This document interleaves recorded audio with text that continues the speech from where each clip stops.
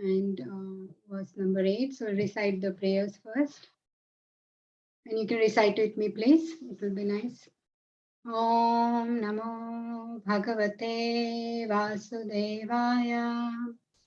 Om Namo Bhagavate Vasudevaya. Om Namo Bhagavate Vasudevaya. Om Agnanatimirandhasya Gnananjana-shalakaya Chakshurunmilitam Yena Tasmai Shri Guruve Namaha. Shri Chaitanya Manobishtam Sthapitam Yena Bhutale Swayam Rupa Kadamahyam Dadati Swapadantikam. Vandeham Shri Guru Shri Yuta Padakamalam Shri Gurun Vaishnavamscha Shri Rupam Sagrajatam सहगना रघुनाथान्वितं तं सजीवं साद्वैतं सावधूतं परिजना सहितं कृष्ण चैतन्य देवं श्रीराधा कृष्णपदान् सहगना ललिता श्री विशाखान्वितं च श्रीकृष्ण करुणा सिन्धो दीनबन्धो जगत्पते गोपेश गोपिका कान्त राधा कान्त नमोऽस्तुते सप्तकाञ्चन गौराङ्गी राधे वृन्दावनेश्वरी वृषभानुसुते देवी प्रणमामि हरिप्रिये वाञ्छाकल्पतरुभ्यश्च कृपा सिन्धुभ्य एव च पतितानां पावनेभ्यो वैष्णवेभ्यो नमो नमः। श्रीकृष्ण चैतन्य प्रभो नित्यानंद श्री अद्वैत गदाधर शिवासादि गौर भक्त वृंद हरे कृष्णा कृष्ण कृष्ण हरे हरे हरे राम राम राम हरे हरे। मुखं करोति वाचालं पंगुं लङ्घयते गिरिं यत्कृपातमहं वन्दे श्रीगुरु दीनतारिणं परमानन्दमाधवं कृष्ण चैतन्येश्वरम्। नारायणं नमस्कृत्य नरं चैव नरोत्तमं देवीं सरस्वतीं व्यासं ततो जयमुदीरयेत्। शृण्वतां स्वकथा कृष्ण पुण्यश्रवणकीर्तनः हृद्यन्त्यहस्तो ह्यभद्राणि विधुनोति सुरत्सताम्। नष्टप्रायेष्व भद्रेषु नित्यं भागवत सेवया भगवत्युत्तमश्लोके भक्तिर्भवति नैष्ठिकी।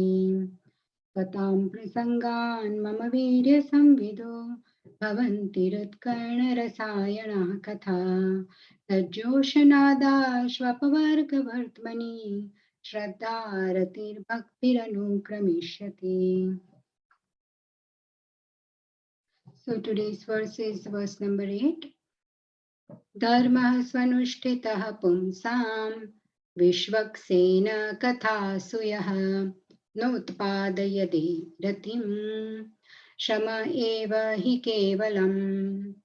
Dharma, occupation, swanushtita, executed in terms of one's own position, pumsam, of humankind, vishwaksena, the personality of Godhead, plenary portion, kathasu, in the message of yaha, what is, na, not, utpadayet, does produce, yadi, if, ratim, attraction, shrama, useless labor, eva, only, he, certainly, kevalam, entirely. Translation and purport by Srila Prabhupada. Srila Prabhupada ki jai. The occupational activities a man performs according to his own position are only so much useless labor if they do not provoke attraction for the message of the personality of Godhead. Someone would like to read the first paragraph of the purport? Hare Krishna Mataji, can I read it? Yes, Venkat Prabhuji, please. Hare Krishna. There are different occupational activities in terms of man's different conceptions of life. To the gross materialist who cannot see anything beyond the gross material body, there is nothing beyond the senses. Therefore, his occupational activities are limited to concentrated and extended selfishness. Concentrated selfishness centers around the personal body. This is generally seen amongst the lower animals. Extended selfishness is manifested in human society and centers around the family, society, community, nation, and world with a view to gross bodily comfort. Above these gross materialists are the mental speculators who hover aloft in the mental spheres, and their occupational duties involve making poetry and philosophy or propagating some ism with the same aim of selfishness limited to the body and the mind. But above the body and mind is the dormant spiritual, whose absence from the body makes the whole range of bodily and mental selfishness completely null and void. But less intelligent people have no information of the need of the spiritual. Hare Krishna Mataji. Hare Krishna. Thank you, Prabhu. And someone wants to read the second paragraph. Can I read it, Mataji? Okay. So I have seen Bhagavati Mataji, and who else was there? Yeah, shall I read it? Shikha Yeah, Mataji. sure. Yeah, Okay. so Bhagavati Mataji, and then there's one more paragraph, then other Mataji, I don't know the name. Please go ahead, Bhagavati Mataji. Hare Krishna. Because foolish people have no information of the soul and how it is beyond the purview of the body and mind, they are not satisfied in the performance of their occupational duties. The question of the satisfaction of the self is raised herein. The self is beyond the gross body and the subtle mind. He is the potent active principle of the body and mind. Without knowing the need of the dormant soul, one cannot be happy simply with emolument of the body and the mind. The body and the mind are but superfluous outer coverings of the spirit soul. The spirit soul's needs must be fulfilled. Simply by cleansing the cage of the bird, one does not satisfy the bird. One must actually know the needs of the bird himself. Thank you. Thank you so much, Mataji. Hare Krishna. And then third Can I- paragraph. Okay. This is The need of the spirit soul. right. The need of the spirit soul is that he wants to get out of the limited sphere of material bondage and fulfill his desire for complete freedom. He wants to get out of the covered walls of the greater universe. He wants to see the free light and the spirit. That complete freedom is achieved when he meets the complete spirit, the personality of Godhead. There is a dormant affection for God within everyone. Spiritual existence is manifested through the gross body and mind in the form of perverted affection for gross and subtle matter. Therefore, we have to engage ourselves in occupational engagements that will evoke our divine consciousness. This is possible only by hearing and chanting the divine activities of the Supreme Lord, and any occupational activity which does not help one to achieve attachment for hearing and chanting the transcendental message of Godhead is said herein to be simply a waste of time. Hare Krishna. Hare Krishna, Shikha Mataji. Thank you. And who wants to read the last paragraph? Can Hare I read Krishna. Mataji? Can I? Okay, Mataji can. Okay. No, Prabhuji, you can read. Oh, thank you, Mataji. Hare Krishna. Hare This Krishna. is because other occupation duties, whatever ism they may belong to, cannot give liberation to the soul. Even the activities of the salvationist are considered to be useless because of their failure to pick up the fountainhead of all liberties. The gross materialist can practically see that his material gain is limited only to time and space, either in this world or in the other. Even if he goes up to the Swargaloka, he will find no permanent abode for his hankering soul. The hankering soul must be satisfied by the perfect scientific process of perfect devotional service. Hare Krishna. Hare Krishna. Thank you so much, everyone. Thank you for reading. So it's a very, very beautiful verse. All the verses of Bhagavatam are so important, but this beautiful purport by Srila Prabhupada, we feel like underlining each and every sentence is so, so important. Every sentence needs to be highlighted, underlined, and read again and again. because it's giving us the whole goal of life. What is the goal of life is here. And in the first 4 verses of this chapter, second chapter, Sutta Goswami offers his obeisances to Sukadeva Goswami. And in the 5th verse, he glorifies the questions of the sages. And 6th and 7th verses, they are the answers to 2 questions. And what were the 2 questions? The first question was, what is the ultimate good for all the people in general? And the second question was, what is the essence of all the scriptures? So verse 6 and 7, they have answered these 2 questions. And obviously the answers are that verse 6 says that cause of bhakti is bhakti. Bhakti is causeless. Bhakti only comes from bhakti. And someone who is a Madhyama Adhikari, who does discriminate between people, he is the one from whose heart bhakti can be transferred to devotees. And there are many other factors as well. Association of devotees, Lord's mercy, many things. And then verse 7, the answer is a goal of bhakti is also bhakti, because it is ahaituki and apratihata. It is there is no reason for doing any bhakti. The only reason is to gain bhakti, because it is selfless. And even Krishna says in Bhagavatam to gopis, if I remember, is that that there is, I cannot repay you for your love and devotion. The only reward for your service is more service, the more devotion, the pure devotion. So that is the reward. Bhakti is the reward of bhakti. Bhakti is goal of bhakti, and bhakti is cause of bhakti. And bhakti is a devotional service, pure love for Godhead. That is the message of Srimad Bhagavatam.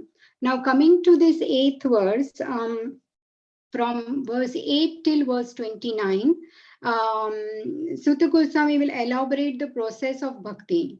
And verse 8 to 15, how bhakti has to be gained by performing one's occupational duties, varna and ashrama duties, is explained.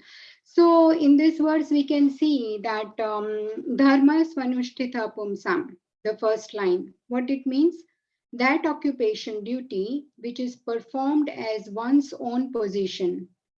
And vishvaksena kathasuyaha notpadyate ratim, is that prescribed duty if it does not invoke any attraction towards Lord's katha, then it is shrama eva hi kevalam. It is useless labor. So here varnashram dharma is not condemned. But if that varnashram dharma, those prescribed duties are done, and it is just done for the sake of doing this duty without developing any attraction to Lord's pastimes, that's what is condemned. So there are 2 things, as most of us know, right? That there is Swadharma and Sanatan Dharma. So Swadharma is our own prescribed duty, the body that we are in, the Varna and Ashrama we are in. We have to do that very diligently, responsibly, and nicely, because we have our duties and responsibilities to the people around us, the family and society at large. But at the same time, our Sanatan Dharma is to please Supreme Lord Shri Krishna, because we are part and parcel of Krishna. Nothing actually belongs to us, this body, soul, nothing belongs to us. And as we will read further in Bhagavatam, that everything that is there, it all belongs to Krishna. So we are at his mercy. So whether we accept it now or later, but the greatest thing is, and somebody who loves us the most is Krishna, and we also, as a constitutional, the soul's quality is to love Krishna the most.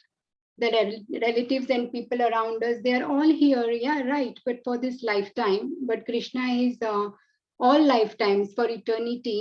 He is our eternal well-wisher, right? Bhoktaram yagna tapasam sarvaloka maheshwaram suhrudam sarvabhutanam gnatva mam shantim ruchyati. He is the benefactor and well-wisher of all of us. So I was hearing the class of His Holiness Radhanath Swami Maharaj, and he mentions, I can't remember exactly which verse or what the class was about, but I found the notes today as I had to do.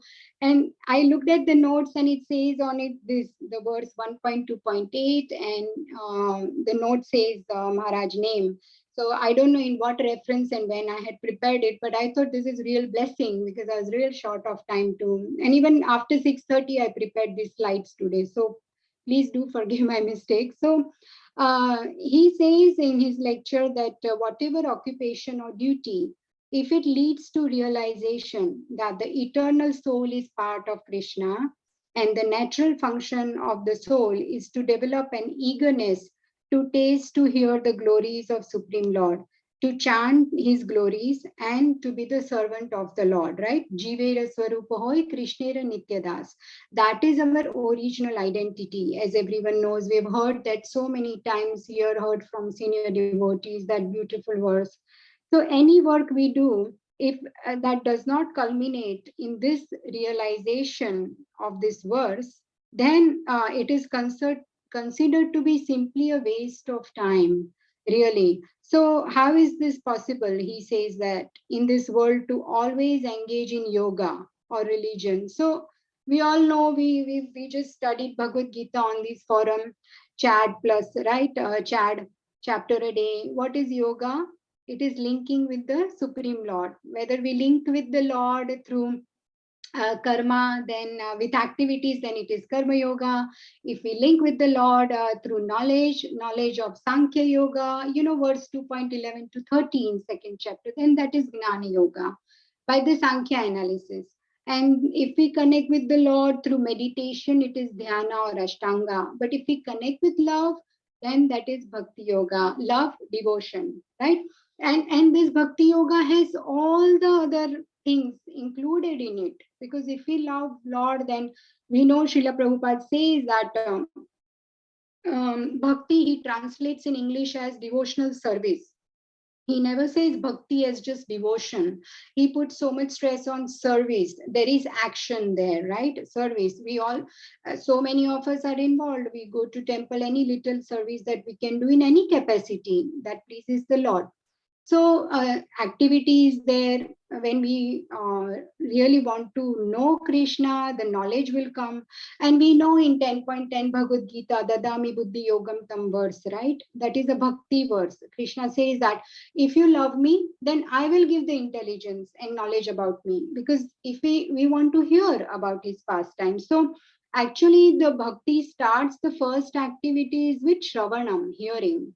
Shravanam is very, very important, integral part of bhakti. That is why here the verse very much says, Prabhupada says in his purport that hearing about Krishna is the foremost. Because if we hear, then we will develop more and more love, and then it will purify our heart. And if devotee naturally has all the good qualities, will be acquired by hearing, by devotee association. And what happens is then the bad qualities automatically, without knowing itself, will disappear gradually and slowly. And we learned in Bhagavad Gita, second chapter, developing the higher taste. When we develop the higher taste, the lower will go automatically. We won't be actually paying attention to that. But with Krishna's mercy and mercy of senior devotees, it will disappear. And we can see with our own experiences and people around us, the transformation in 10 years, 20 years time, we see them. What has happened is that that 10 or 20 years of service has helped them to convert the knowledge they've been gaining into realization. Realization is, it's like Gnan and Vignan, right? So Vignan is applying the whatever we have learned, and that happens over a period of time with so many. Speaking about me, I don't think the process has started, but I'm just saying that when we see the seniors, we see that how satisfied they are with their service and how gentle and humble they are in their dealings with everybody. So actually, there are so many slides. I haven't even begun, so I better start. So Maharaj says that the practical method by which we can, throughout the day, without necessarily changing our profession, because here the verse talks about Varna and Ashrama.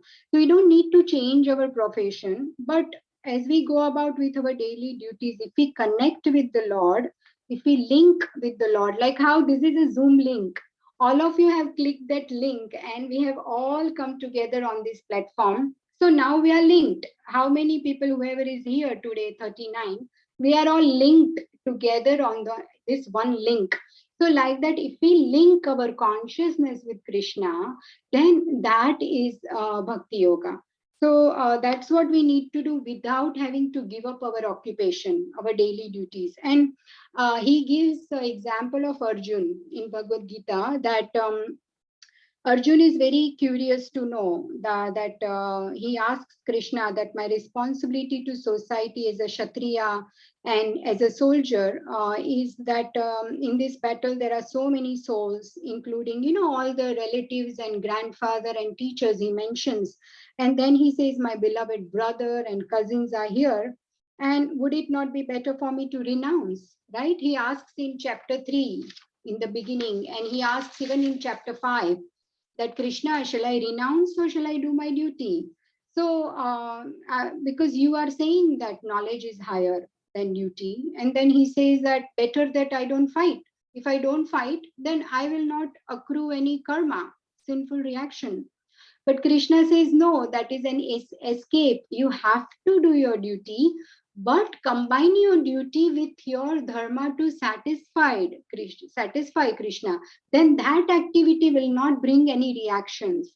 And there also we've seen the example of this soldier who's killing in the battlefield. He does not accrue the karma, but if he goes and mental concoction, he goes and kills somebody next door neighbor, then he will be imprisoned. So when you work under authority, that is why Shravanam is important, because if we read and hear and learn from the Shastras, then we know the right conduct and way of living. And most importantly, we will develop love for Krishna, and automatically all the good qualities will follow. So here he says that Lord Shri Krishna explains that there is a need for Kshatriyas and soldiers, but there is a need for a Kshatriya who performs his duty in God consciousness. So we have to do Varnashrama activity with God consciousness. So combine the two, then it becomes perfect. Both the things, they complete each other. Swadharma and Sanatan Dharma, it completes. And after all, on the other side of the battlefield, we know there was Dushasan, Duryodhan, and we all know the story that they all were also using the weapons. They were also doing the military duties, just like Arjuna. Physically, there was no difference if you see them fighting, but the difference was the consciousness. So Duryodhan and his brothers and friends, they wanted to fight that war to satisfy their own motivations, right? But so they had the greed and they had the pride. There was a lot of selfishness, and they wanted power and they wanted control. But we know that Arjuna did the same exact duty on the battlefield, but he was also firing the arrows, and he was also killing.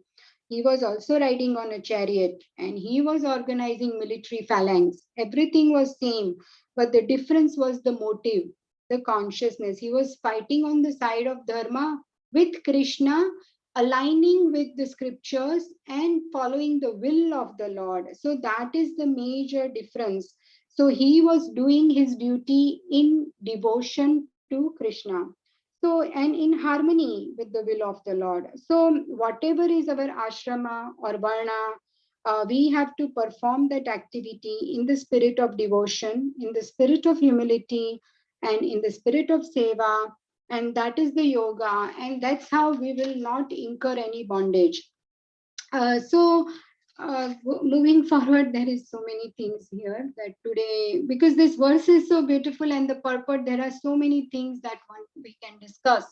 So last week was Gaura Purnima, and I thought we should discuss this beautiful episode. Some of you might have also read that in Chaitanya Charitamrita Madhya Leela, Lord Chaitanya Mahaprabhu discusses with Ramanand Rai what is the highest perfection of life, what is the sadhya, what is the goal of life.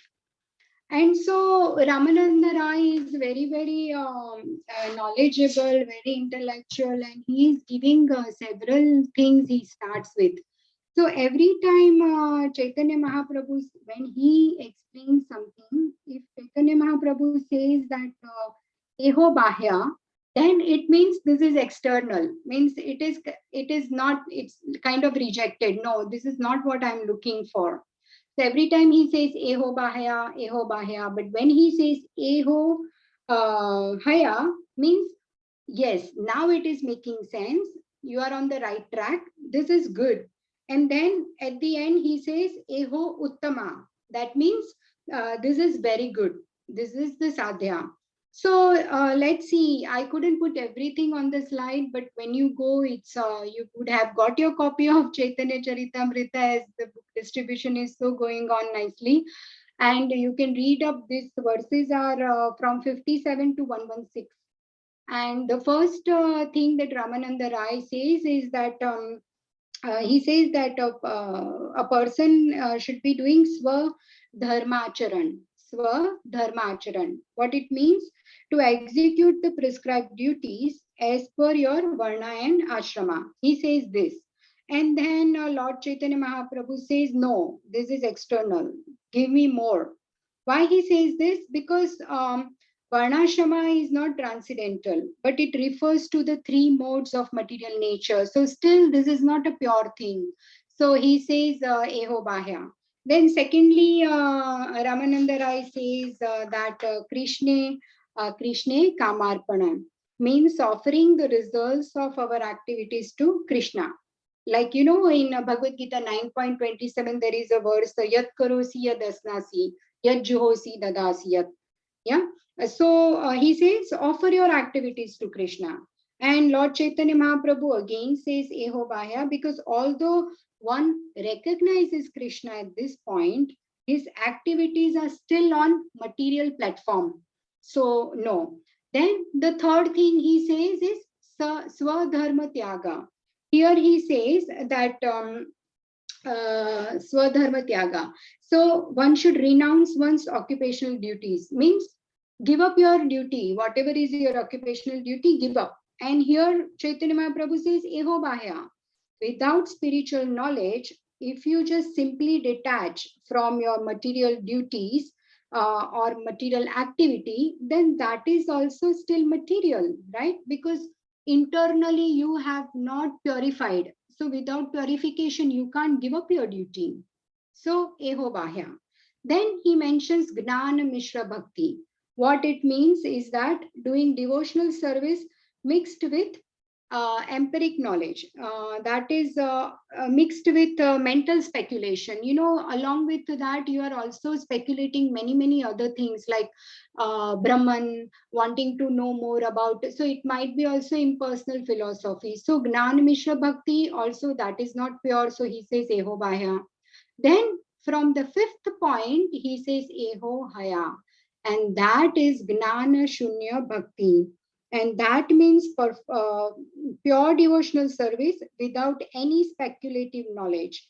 So from here onwards, he starts accepting what Ramananda Rai is saying. And this is just the 5 things. There are many more things after this, right up to the verse, end of the verses. And we should, but I wanted to bring up to this point where Lord Chaitanya Mahaprabhu says, considering the time limit, that he says, Gnana Shunya Bhakti, stop, give up this mental speculation, accept what you are hearing from a bona fide spiritual master, accept that nicely, do Shravanam, and then that's how the faith will develop. But until the point we don't surrender and accept what is in the Shastras, what we hear, what the Guru is explaining that he has heard from Krishna, until the point that we don't accept or surrender, the journey is Eho Bahya only.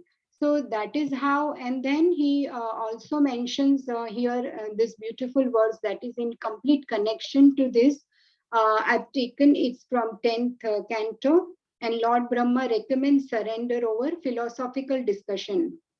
So there's a beautiful verse, Gnani prayasa mudapasya namanta eva जीवन्ति सन्मुखरितां भवदीयवार्ताम् स्थाने स्थिता श्रुतिगतां तनुवान् मनोभिर् ये प्रायशो जितजितोऽप्यसितैस्त्रिलोक्याम्.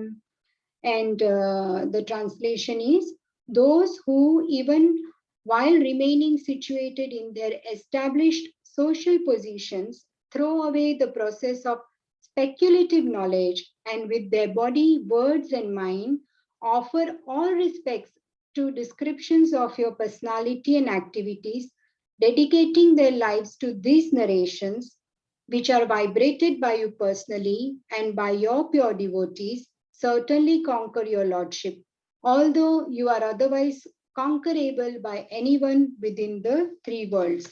So this beautiful words, it explains that gnane prayasha mudapasya, you give up your tendency to develop speculative knowledge. Then namanta eva, just bow down to who?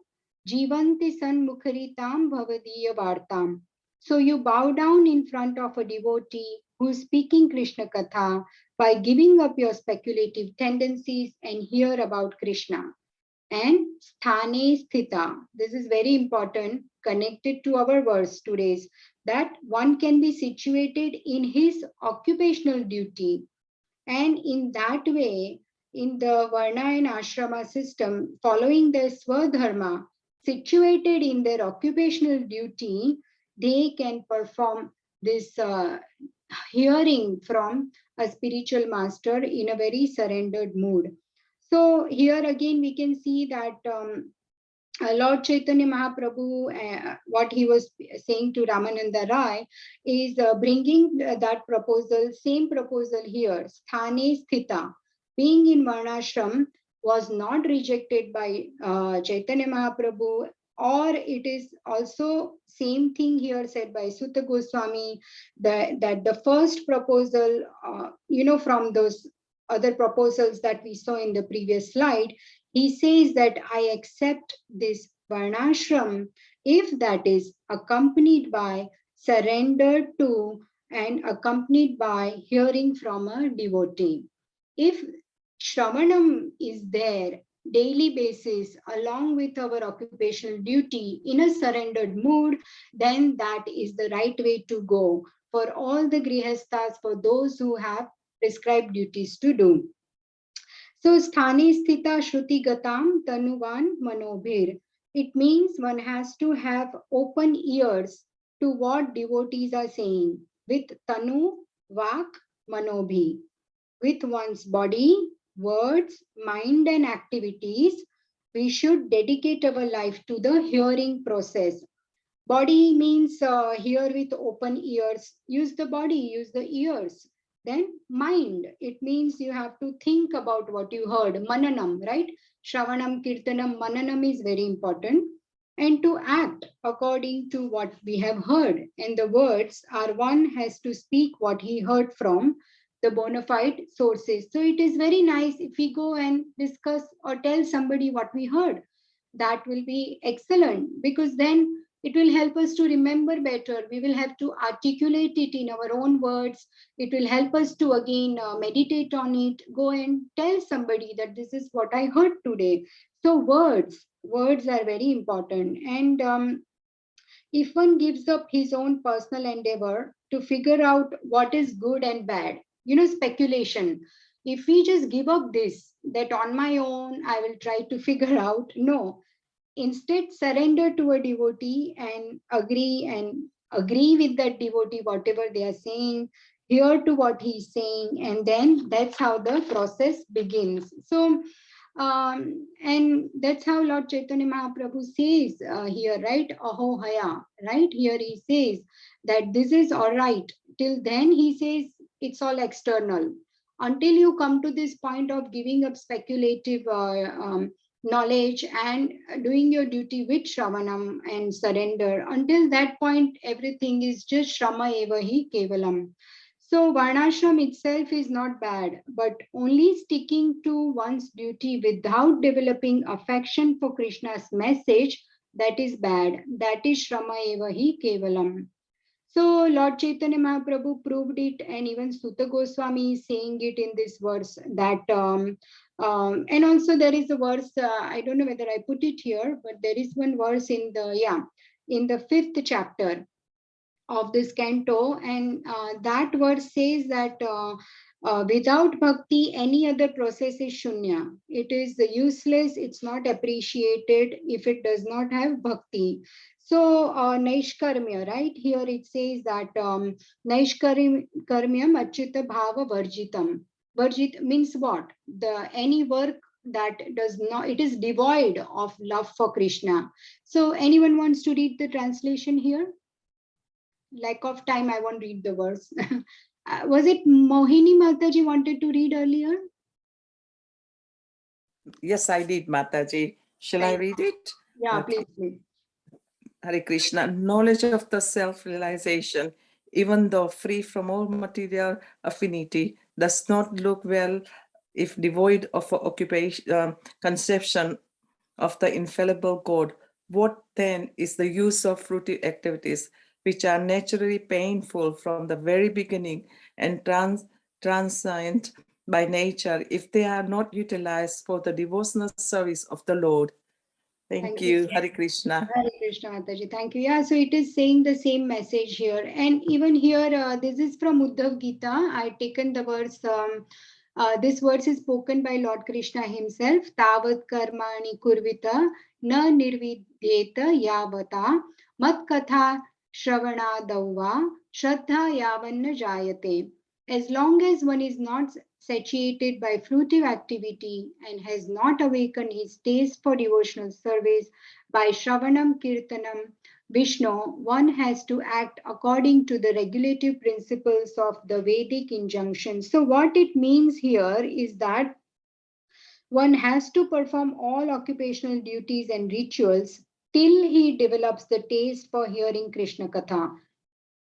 So, till the time he gets the mercy of a devotee, or till the time he comes into Krishna consciousness, the best thing is that he responsibly and very diligently does his occupational duty until that time. And then all the external activities become just detail. Once he comes to this, he does his duty and he does Shravanam of Krishna Katha. Everything else is just a protocol. So to be in this world, he is not blamed to avoid or escape his duty, but main thing is development of rati. Rati means interest towards Krishna Katha. See, we are all here together on this link, and every day all of you I really admire are here to hear Bhagavatam. So this is rati, this is the interest, and this is the goal of life, to hear Bhagavatam along with getting on doing our daily occupational duties. That's what this verse is talking about, that do some service, do Shravanam, develop good qualities, and that's how we can make our life successful. So this entire purport is extremely important. And even in the last paragraph, Srila Prabhupada says that aspirations for liberation, for gaining material health, and sense gratification, they are all useless if there is no taste developed for Krishna Katha. It is the essence of bhakti process. And this is established in Srimad Bhagavatam. The process of bhakti is to do Shravanam, Kirtanam, Vishnu Smaranam. And there are also, same thing I had put here from the 8th chapter of Bhagavad-Gita, Vedeshu Yagneshu Tapasu Chaiva, Daneshu Yat Punya Phalam Pradishtam, Atyeti Tat Sarvamidam Viditva, Yogi Param Sthanam Upaiti Chadyam. A person who accepts the path of devotional service is not bereft of the results derived from studying the Vedas, performing sacrifices, undergoing austerities, giving charity, or pursuing philosophical and fruitive activities. Simply by performing devotional service, he attains all of this, and at the end, he reaches the supreme eternal abode. So, same thing is mentioned here also in this verse, that once Vedic rituals, long life, yoga, Sankhya philosophy, sannyas, everything is useless. But only it's the bhakti that gives the result given by what the other processes give. And actually it gives much more. Bhakti is the most beneficial. It not only gives what other processes give, but it gives much more.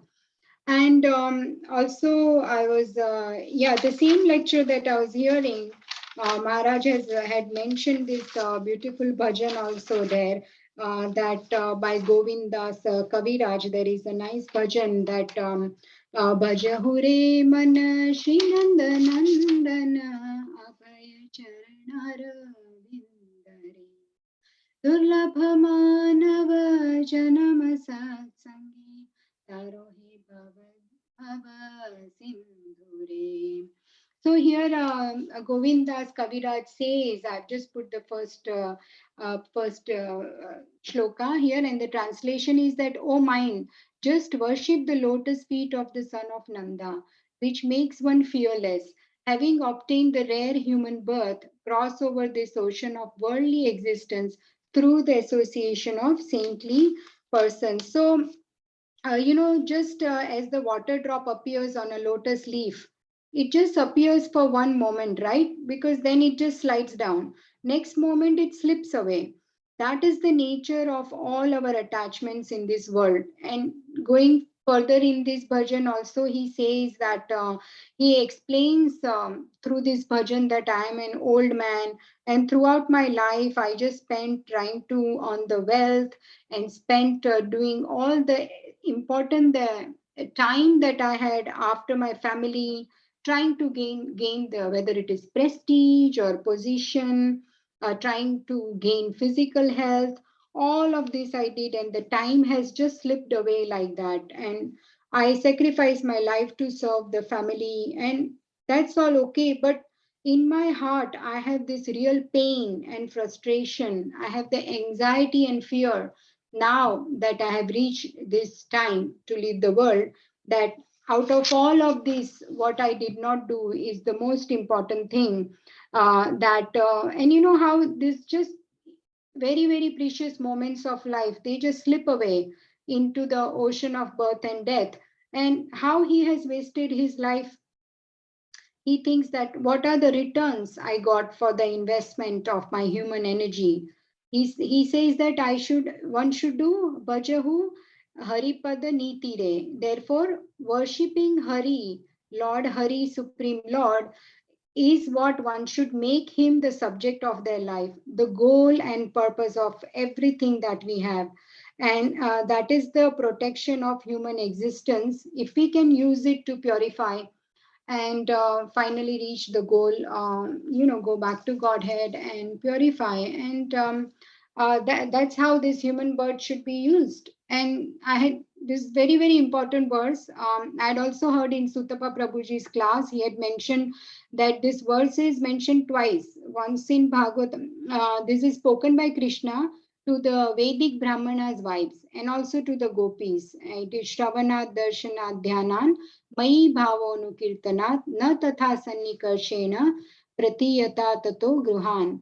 It is by hearing about me, seeing my deity form, meditating upon me, and chanting my names and glories that love for me develops, not by physical proximity. Therefore, please go back to your homes. Go back to your homes, do your duties. You don't need to stay here with me. That's what Krishna says, because Brahmana's wives, after meeting Krishna, did not want to go back home. He said, no, you have to go do your prescribed duty. But while doing that, what you will do is hear about me, worship my deity form, meditate upon me, and chant my names and glories. And this is how you will perfect your lives. And that's what the verse is about today, right?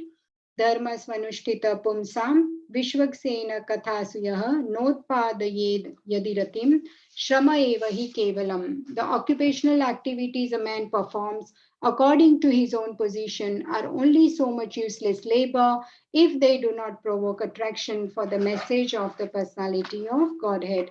So today's time, I just feel it's just flown. Like I had lots to we had lots to discuss, but it's 8:42, and I really thank you all that you always are here and listening and giving me the chance. So thank you very, very much. Is there any question? We have few minutes, or anything you want to add or give your realization, anything I missed in the verse?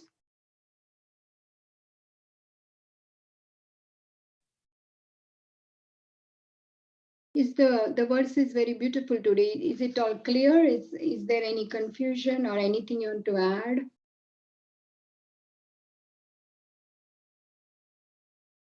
Okay, so it seems like everything's good. And okay, so we will conclude here today's class, today's session, and then we will meet some other time, maybe after a few weeks, because every other Saturday I have something, but whenever it's possible, I would like to come back for service. So thank you so much for allowing me, and we'll pay pranams to all the assembled devotees who are like desired trees. Please forgive my mistakes. Vanchakalpatarubhyascha kripa sindhubhya eva cha पतितानां पावनेभ्यो वैष्णवेभ्यो नमो नमः. शिल प्रभुपाद की जय. अनंत वैष्णव वृंद की जय. Thank you, Mataji. Beautiful Thank you, class. Hare Thank Krishna, you. Thank you, Mataji. Hare Krishna. Hare Thank you, Krishna. Mataji. Hare Krishna. Hare Krishna Mataji, thank you so much. Thank you, Mataji. Thank you, Hare Krishna.